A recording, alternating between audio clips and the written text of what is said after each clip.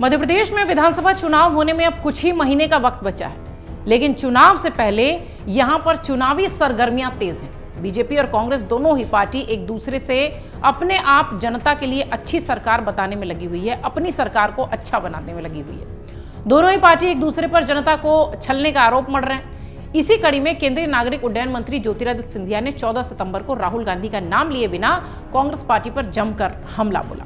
सिंधिया ने हमला बोलते हुए यह बताया कि जब कांग्रेस की यहां सरकार थी तो कैसे किसानों की कर्ज माफी का जो वादा किया गया था उसे पूरा नहीं किया गया। सिंधिया ने कहा कि कांग्रेस के नेता 2018 के चुनाव में बोलते थे कि किसान भाई चिंता मत करना, उनकी सरकार आ गई तो 10 दिन में किसानों का कर्जा माफ होगा, मगर उनके राष्ट्रीय नेता की कथनी और करनी सुनिए। 10 दिन गुजर गए, 30 दिन गुजर गए, 15 महीने गुजर गए, लेकिन आप बताइए किसी का कर्जा माफ हुआ? उन्होंने आगे कहा कि 15 महीने की तत्कालीन कांग्रेस की सरकार, जो कि 17 दिसंबर 2018 से 23 मार्च 2020 तक बनी रही थी, वो वल्लभ भवन को भ्रष्टाचार का अड्डा बनाकर मध्य प्रदेश को दोबारा बीमारू राज्य बनाने का कृत्य करते दिखाई पड़ी। सिंधिया ने कहा कि लेकिन प्रदेश में कमलनाथ की सरकार गिरने के बाद शिवराज सिंह चौहान के नेतृत्व में फिर बीजेपी की सरकार बनी और आज मध्य प्रदेश के विकसित राज्यों में गिनती होने की वजह यही है। सिंधिया ने कहा कि साल 2003 तक 56 वर्ष मध्य प्रदेश सत्ता में कांग्रेस रही, जिसने प्रदेश को बीमारू राज्य बनाकर छोड़ दिया। उन्होंने कहा कि जब कांग्रेस के शासन में कोरोना महामारी आई तो कांग्रेस के मुख्यमंत्री के पास महामारी से निपटने का वक्त नहीं था।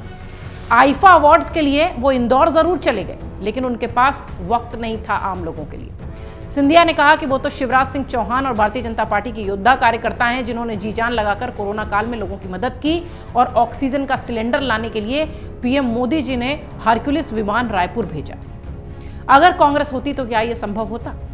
सिंधिया यही नहीं रुके, हमलावर थे, बिल्कुल आज मूड में थे वो, इसलिए चर्चा कर रहे थे। सिंधिया ने कहा कि साल 2003 तक 56 वर्षों तक मध्य प्रदेश की सत्ता में क्या कुछ राज्य को मिला, ये कह पाना बड़ा मुश्किल है। सिंधिया ने कहा कि कांग्रेस के राज में जिस देश को झोली फैला देशी देशों के सामने भीख मांगना पड़ता था, स्मॉल पॉक्स का टीका, बीसीजी का टीका भारत में 10 साल बाद आता था, उसी देश में कोरोना काल में पीएम मोदी के नेतृत्व में 2 कोरोना रोधी टीकों का आविष्कार हो गया।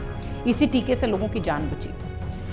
सिंधिया यही नहीं रुके, उन्होंने कहा कि एक समय होता था जब कांग्रेस के प्रधानमंत्री कहते थे कि वो 1 रुपया भेजते हैं तो जनता तक 15 पैसा पहुंचता है, मगर आज केंद्र की सरकार अगर 1 रुपया भेजती है तो 1 रुपया ही हितग्राहियों के खाते में पहुंच रहा है।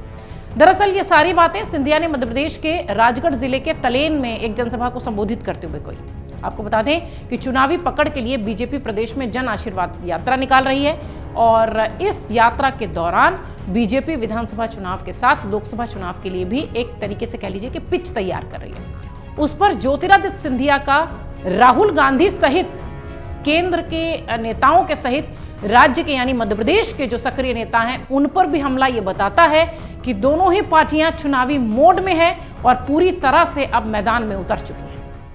अमर उजाला अब आपके टीवी पर भी। अपने स्मार्ट टीवी पर YouTube पर सर्च करें अमर उजाला, चैनल सब्सक्राइब करें और देखें ताजा खबरें, वो भी HD क्वालिटी में।